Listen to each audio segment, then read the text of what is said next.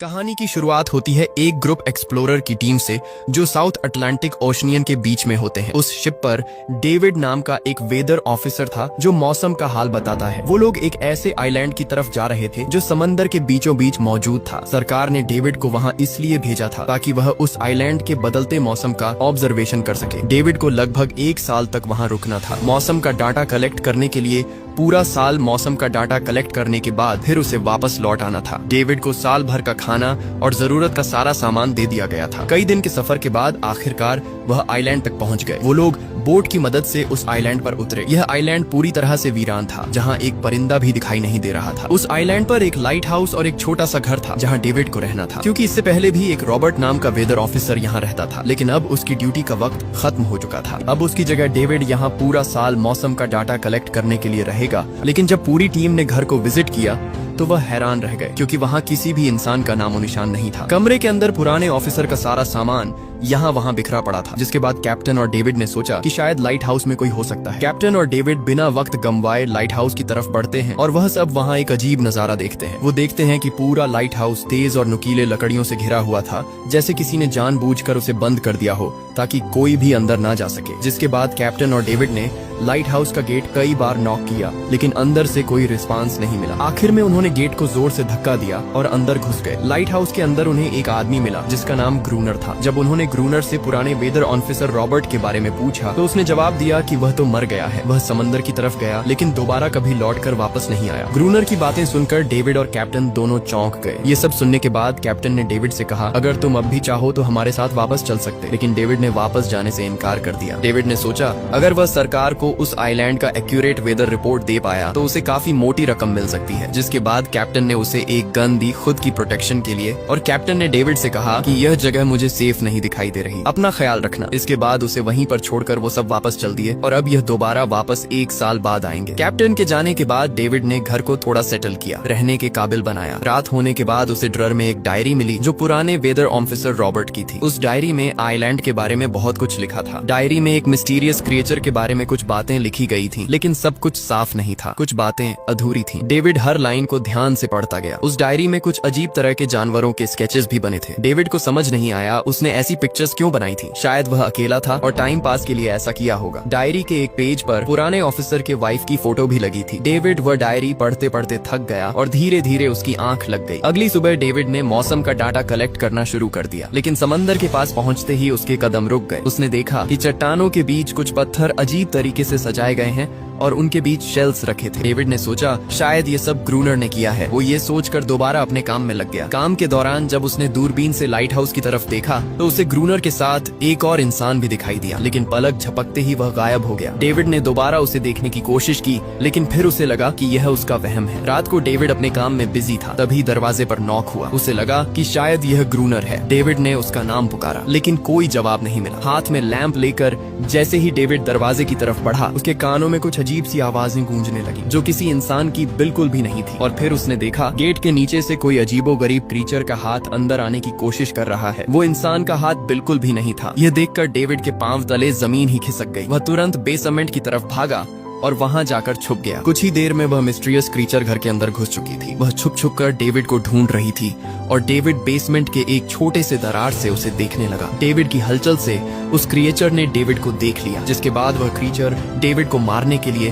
तेजी से उसकी तरफ भागा और दरार से उसे पकड़ने की कोशिश करने लगा। तो डेविड ने खुद को बचाने के लिए फौरन चाकू उठाकर उसकी आंख में दे मारा। वह क्रीचर चीखकर भाग गई और डेविड के दिमाग में ये बात कंफर्म हो गई। जो डायरी में क्रीचर के बारे में बात लिखी थी, डर के मारे वो पूरी रात सो ना सका। अगली सुबह जब डेविड घर से बाहर गया तो उसने रेत पर कुछ पैरों के निशान देखे जो किसी इंसान के बिल्कुल भी नहीं थे। वो निशान सीधे समंदर की तरफ जाकर खत्म हो गए। अब डेविड को सब समझ आ गया था कि क्यों ग्रूनर ने लाइट हाउस के चारों ओर नुकीली लकड़ियां लगाई। अब डेविड जान गया कि अगर मैं इस घर में रहूंगा तो वह क्रीचर मुझे कभी भी मार सकते हैं। डर के मारे डेविड लाइट हाउस की तरफ दौड़ता है और ग्रूनर को चिल्लाकर कहता है, गेट खोलो, मुझे अंदर आना है। लेकिन ग्रूनर उसे अंदर नहीं आने देता और कहता है, तुझे शिप के साथ लौट जाना चाहिए था। डेविड निराश होकर वापस लौटता है। उसने घर की हर एक विंडो को लकड़ी से बंद कर दिया, चारों तरफ नुकीली लकड़ियों से घेरा बनाया और गेट के बाहर पुराने कागज और किताबें रखी। फिर उन पर तेल छिड़क दिया ताकि अगर वह क्रीचर वापस आए तो उसे आग से डराकर भगाया जा सके। लेकिन एक बात थी जो डेविड अब तक नहीं जानता था। खुशकिस्मती से उसे घर के अंदर एक पुराना बॉक्स मिला। उस बॉक्स में एक गन थी और बहुत सारी बुलेट्स। यह देखकर उसे जिंदा रहने की थोड़ी सी उम्मीद मिली। जैसे जैसे सूरज ढलने लगा,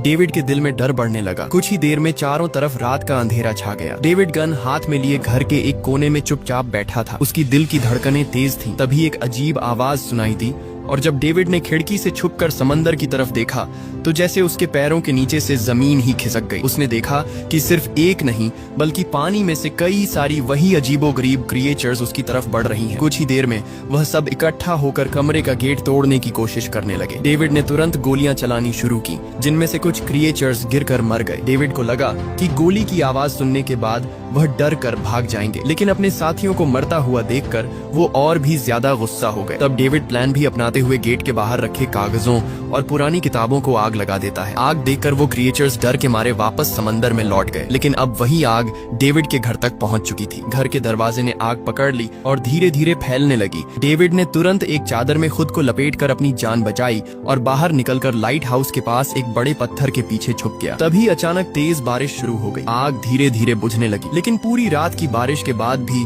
सुबह तक डेविड अपना घर नहीं बचा पाया। पूरा घर जलकर लगभग राख हो चुका था। अब अगर डेविड को जिंदा रहना है तो उसे लाइट हाउस में पनाह लेनी होगी। उसने अपनी राइफल उठाई और लाइट हाउस के पास के पत्थरों के बीच छुप गया और इंतजार करने लगा कि कब ग्रूनर पानी भरने आएगा। जब ग्रूनर पानी भरने के लिए लाइट हाउस से बाहर निकला, लेकिन तभी अचानक एक अजीब सा क्रिएचर जो ग्रूनर के पास ही था, उसने डेविड पर हमला कर दिया। लेकिन किसी तरह करके डेविड ने उसे काबू कर लिया। जब वह उसे शूट करने वाला था तो ग्रूनर ने तुरंत डेविड को रोका और कहा, रुक जाओ, ये मेरा पालतू है। डेविड ने गोली नहीं चलाई और मौके का फायदा उठाते हुए उसने ग्रूनर के साथ एक शर्त रखी, अगर इस क्रिएचर को जिंदा रखना है तो मुझे लाइट हाउस में रहने दिया जाए, नहीं तो मैं इसे मार दूंगा। जिसके बाद ग्रूनर ने हाँ कर दी, क्योंकि डेविड के पास ढेर सारा खाना और गन पाउडर था। शाम होने से पहले दोनों बचा हुआ खाना लेकर लाइट हाउस लौट आए और वह दोनों आराम से सो गए। अगली सुबह वो क्रिएचर चुपचाप डेविड का हाथ चाट रहा था। जब डेविड नींद से जागा तो उसने देखा कि इस क्रिएचर के चाटने की वजह से उसका हाथ पूरी तरह से ठीक हो चुका है। ये सब देखकर डेविड हैरान हुआ। डेविड अब ग्रूनर से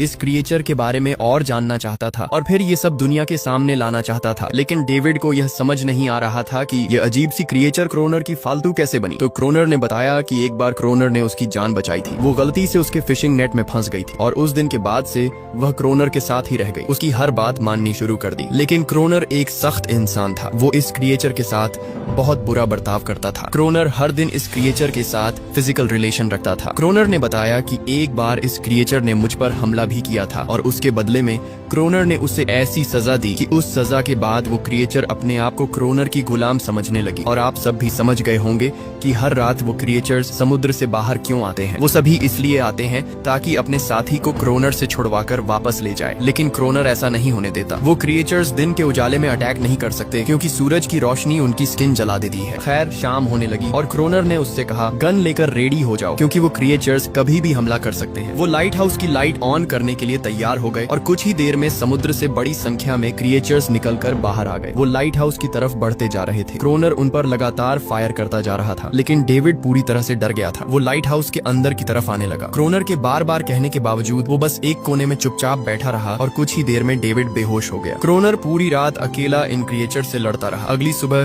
क्रोनर ने गुस्से में डेविड के मुंह पर पानी डालकर उसे उठाया और कहा, अगर तुम्हें जिंदा रहना है तो इनकी जान लेनी होगी, नहीं तो तुम्हें लाइट हाउस से निकाल दिया जाएगा और तुम्हें मेरी हर बात माननी होगी। रोजाना पानी भर कर लाना, लाइट हाउस के छोटे बड़े काम करना और रात को मेरे साथ गार्ड ड्यूटी भी करनी होगी। अब डेविड के पास दूसरा कोई ऑप्शन नहीं था। इसी वजह से यह सब करना उसकी मजबूरी बन गया। डेविड अब क्रोनर की हर बात मानने लगा, लेकिन एक चीज थी जो उसे बिल्कुल भी पसंद नहीं आई। वो यह थी कि हर रोज उस फीमेल क्रिएचर को अलग अलग तरीकों से फिजिकली टॉर्चर करना। रात होती है, दोनों फिर से गार्ड ड्यूटी के लिए तैयार हो जाते हैं और एक बार फिर क्रिएचर समंदर से निकलकर बाहर आते हैं। लेकिन आज डेविड को डर नहीं लग रहा था। उसने क्रीचर पर फायरिंग शुरू की, मगर आज क्रोनर कुछ भी नहीं कर रहा था। वो डेविड को बाहर छोड़कर लाइट हाउस का गेट बंद कर देता है और खुद चुपचाप अंदर बैठ जाता है ताकि डेविड खुद सीख सके कि इन क्रिएचर्स से कैसे लड़ा जाता है। इसी तरह डेविड को लड़ते लड़ते वो रात कट जाती है और सुबह हो जाती है। सुबह क्रोनर ने देखा कि डेविड लाइट हाउस के गेट के बाहर खून में लथपथ बैठा था। अब उसने सीख लिया था कि इन क्रिएचर्स से कैसे लड़ना है। इसी तरह समय गुजरता गया, रातों को इन क्रिएचर्स से लड़ते हुए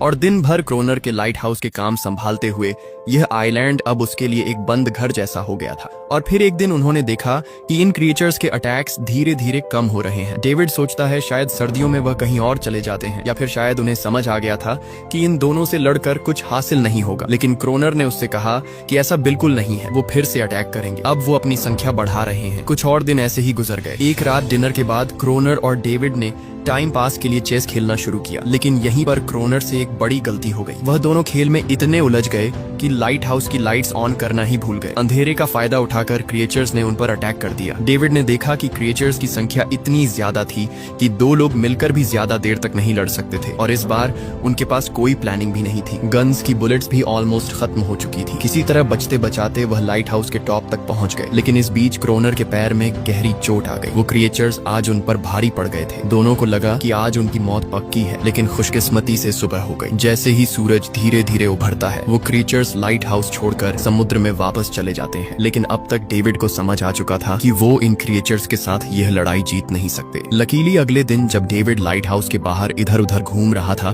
तो उसने समुद्र में एक जहाज देखा। वो जल्दी से अंदर से फ्लेयर गन लाया और जहाज को सिग्नल देने गया, लेकिन क्रोनर ने उसे रोक दिया क्योंकि वह नहीं चाहता था कि डेविड यहाँ से जाए। उसी वक्त अनारियस ने क्रोनर पर हमला कर दिया। वो डेविड को क्रोनर से बचाना चाहती थी। क्रोनर किसी को भी यह आइलैंड छोड़ने नहीं देना चाहता था। अगर डेविड उस शिप में वापस चला गया तो वह वहां जाकर सबको एनारियस और उनके बारे में बता देगा, इसलिए अब डेविड यहाँ से नहीं जा सकता। धीरे धीरे वह शिप डेविड की आंखों के सामने समुद्र में गायब हो गई। अब उसके पास कुछ भी करने को नहीं था। कुछ और दिन ऐसे ही बीत गए। क्रोनर अब भी डेविड और अनारियस दोनों के साथ बुरा बर्ताव कर रहा था, लेकिन अनारियस को वो खास तौर पर मारता था जो डेविड को बिल्कुल पसंद नहीं था। एक दिन डेविड ने अनारियस को एक छोटी टॉय बोट गिफ्ट में दी जो उसने किसी मछली की हड्डी से बनाई थी। कुछ महीने बीत गए और बर्फबारी का मौसम आया, लेकिन एक बार फिर वो क्रिएचर्स गायब हो गए। अचानक से अटैक बंद हो चुके थे, जैसे क्रिएचर्स को खबर मिल गई हो कि उनके लिए जाल बिछाया गया है, इसीलिए अब वह अटैक नहीं कर रहे थे। क्रोनर को लगा कि शायद एनारियास ने उन क्रिएचर्स को खबरदार कर दिया है, जिसकी वजह से वो एनारियास पर जुल्म करने लगा, लेकिन डेविड ने उसे रोक लिया। आखिर में दोनों ने मिलकर एक नया प्लान बनाया लाइट हाउस का मेन गेट खुला छोड़ने का, ताकि जैसे ही वह क्रिएचर्स पास आए डायनामाइट से उन सबको उड़ा दिया जाए। एनारिस की आवाज सुनते ही सभी क्रिएचर्स गुस्से से भड़क उठे। क्रिएचर्स ने जब देखा कि लाइट हाउस का मेन गेट खुला हुआ है तो उन्हें लगा कि यह अच्छा मौका है अनारियास को छुड़ाने का, लेकिन असल में यह उनके लिए एक चाल थी। कुछ ही देर में वह क्रिएचर समंदर से बाहर निकलने लगे। वे सीधे मेन गेट की तरफ बढ़े और अंदर घुसते ही डेविड पर हमला कर दिया। डेविड भी हिम्मत दिखाता है और क्रिएचर से जान छुड़ा लेता है। जैसे ही वे सभी क्रिएचर लाइट हाउस के पास पहुंच जाते हैं तो क्रोनर डायनामाइट का लीवर दबा देता है, लेकिन ब्लास्ट नहीं होता। असल में डेविड ने उसका कनेक्शन खोल दिया था और क्रोनर उसे दोबारा लगाना भूल गया था। डेविड तुरंत ऊपर भागता है और डायनामाइट का वायर जोड़ना शुरू करता है। तब तक वह क्रिएचर्स लाइट हाउस पर चढ़ने की कोशिश कर रहे होते हैं, जिन्हें सिर्फ अकेला क्रोनर रोकता है। जैसे ही कनेक्शन पूरा होता है डेविड पहला लेयर उड़ा देता है, जिससे कई क्रिएचर्स ब्लास्ट में खत्म हो जाते हैं, लेकिन अभी भी काफी मॉन्स्टर्स लाइट हाउस पर हमला करने के लिए तैयार होते हैं। इस वजह से क्रोनर दूसरा लेयर भी ब्लास्ट कर देता है। दोनों उस जोरदार धमाके में बेहोश हो जाते हैं। अगली सुबह जब दोनों होश में आए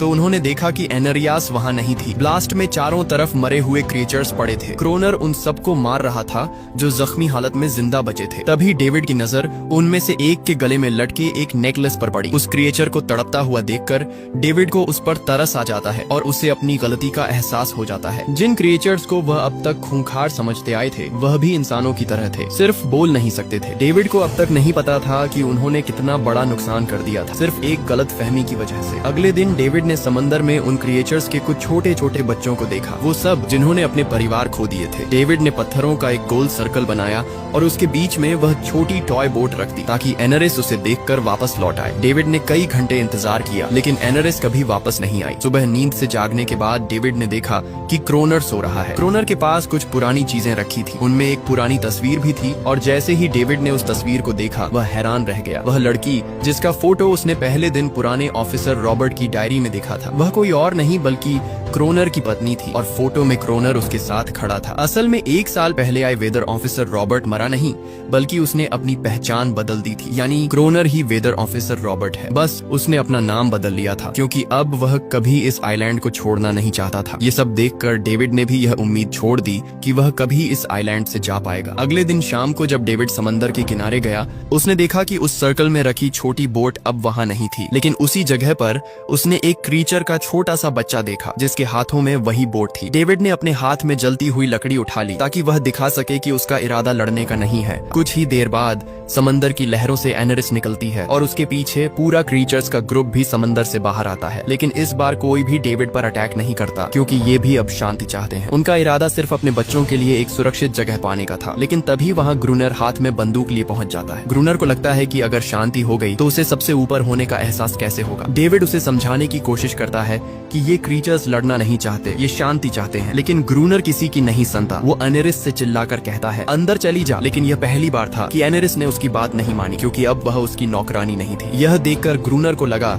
कि अब इस आइलैंड पर उसकी बादशाहत नहीं रही। ग्रूनर खुद को अंदर से कमजोर महसूस करने लगा क्योंकि अब कोई भी उसका हुक्म नहीं मान रहा था। गुस्से में उसने लाइट हाउस की तरफ कदम बढ़ाए। डेविड को लगा शायद ग्रूनर को अब समझ आ गया होगा कि हर एक जानवर आजादी चाहता है, कोई भी किसी का गुलाम बनकर नहीं जीना चाहता। लेकिन ग्रूनर के सर से बादशाहत का भूत कहाँ उतरने वाला था। जैसे ही वह लाइट हाउस पहुंचा, उसने सिग्नल गन से एक फ्लेयर छोड़ी जो सीधे जाकर एक क्रीचर के बच्चे से टकरा गई। उस बच्चे की तुरंत मौत हो गई। सभी क्रीचर्स डर के मारे भाग गए और एनेरिस ने भी डेविड पर अपना पूरा भरोसा खो दिया। गुस्से से पागल डेविड तुरंत लाइट हाउस की तरफ भागता है ग्रूनर को सबक सिखाने। डेविड उससे लड़ने लगता है, क्यों किया तुमने ये सब? ये लोग तो बस शांति चाहते थे। लेकिन ग्रूनर इतना हिंसक हो चुका था कि उसने डेविड को मारने का फैसला कर लिया। वह हाथ में लोहे का रॉड लेकर जैसे ही डेविड पर वार करने जा रहा था, डेविड ने उसे उसके असली नाम से पुकारा। यह सुनकर ग्रूनर एकदम रुक गया। असल में रॉबर्ट वैसा इंसान कभी था ही नहीं। इस आइलैंड पर आने के बाद अकेले रहने की वजह से उसकी मानसिक हालत बिगड़ चुकी थी। अकेलापन, अपनी पत्नी की मौत और गहरा डिप्रेशन, इन सब ने उसे ऐसा बना दिया था। अब ग्रूनर को अपनी गलती का एहसास हो चुका था, इसीलिए